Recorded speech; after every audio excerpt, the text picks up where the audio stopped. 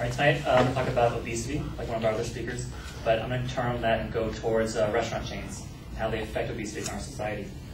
In an article, Empty Claims Against Calorie Menus in the LA Times, it said that 50% of Californians are overweight or obese.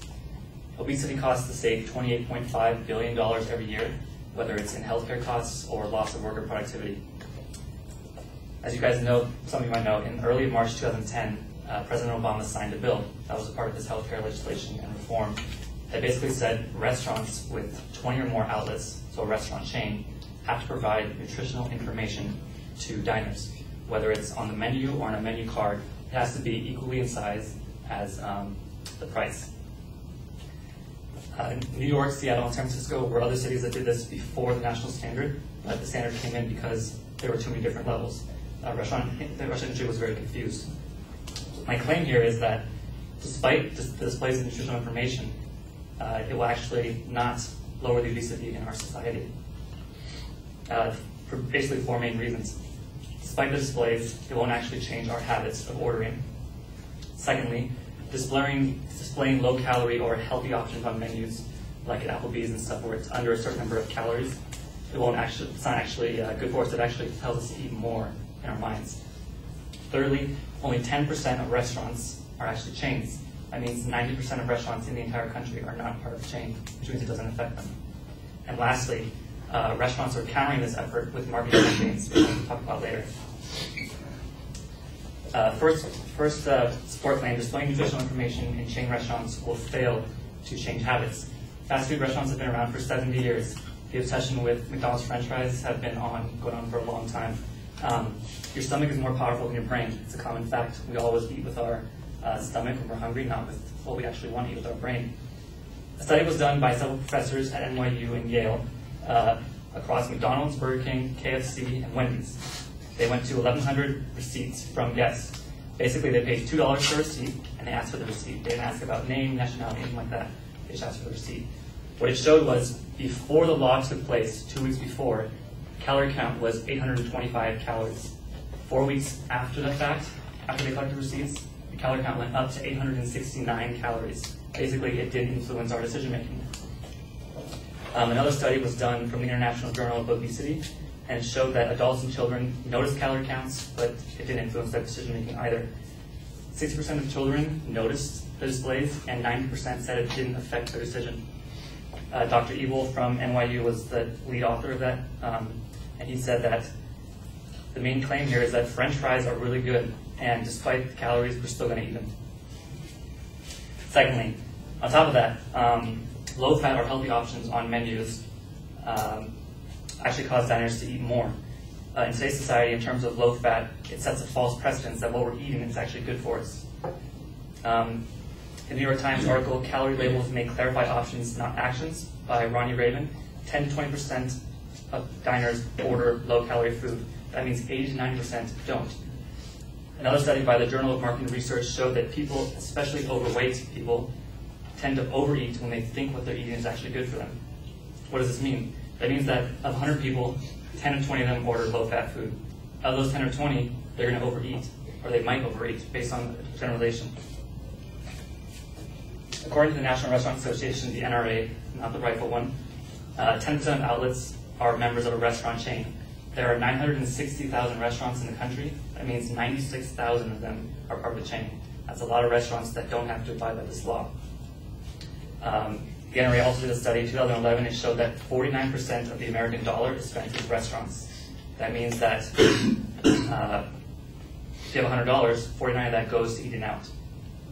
Whereas in 1955, that was 25% of the U.S. food dollar went towards eating out in restaurants. So you can see how much that's escalated. And a little fact, 88% of adults enjoy eating out. I don't know what 12% don't, but I thought that was interesting. Finally, restaurants are countering with increased marketing. When this law took effect in New York, Subway launched Subway Eat Fresh. As you guys know, everyone likes to eat Subway because they think they're eating healthy, whereas the actual sandwich has 1,500 milligrams of sodium. That's more than you need an entire day.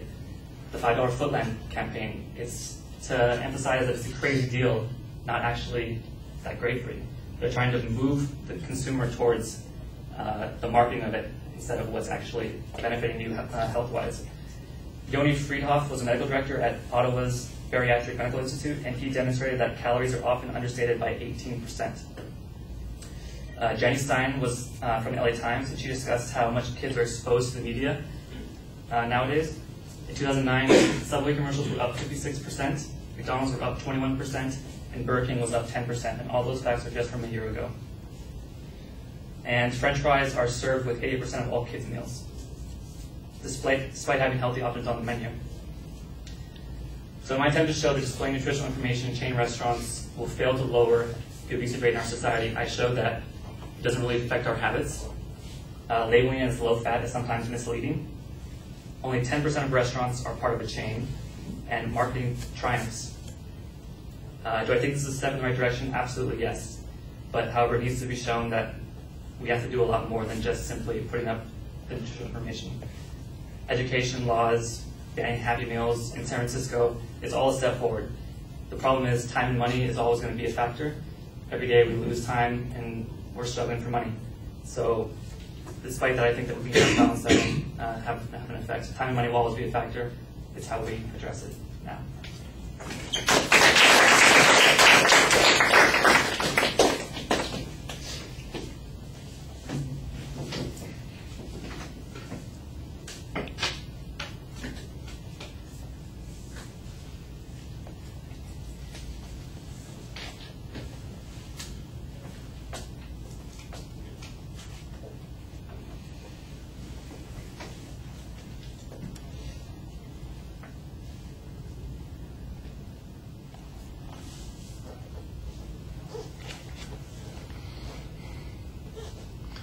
All right, the subject matter is set up pretty clearly. You've got some good statistics to draw us into the topic. If you had a negative phrase in your proposition, which makes things awkward from the beginning, the main points are labeled pretty clearly. Again, some of the phraseology on that is a little bit negative, so try and use the affirmative language to keep your claims clear. I thought you did a good job providing us with background information. The internal signposting was excellent. It was very easy to follow, and you did a pretty solid job explaining most of the concepts involved. Primarily, your evidence is statistical in nature. We got a couple of hypotheticals and one actual example when it came to marketing issues. The rest of the time, it's excuse me, like I said, really statistical information that you're providing us, and you do a very good job giving us the sources during the presentation. I think that you have excellent audience contact. You do a good job at the beginning and during the rest of the speech as well. At the end of the speech, it seemed a little bit like your exit line was wobbly on what your actual claim was. I thought that it was much clearer that you're just saying this policy is not going to have the effect that it's going to have, and then you kind of start to be going off on these other tangents about, maybe some other thing will work, maybe a combination of these things, but ultimately we're going to have to do something else. Now you're changing the focus of your speech. The focus of your speech is on whether or not this information is going to make a difference, and I think that that's where you want to finish. That's what your claim ought to be at the exit line. All right, thank you.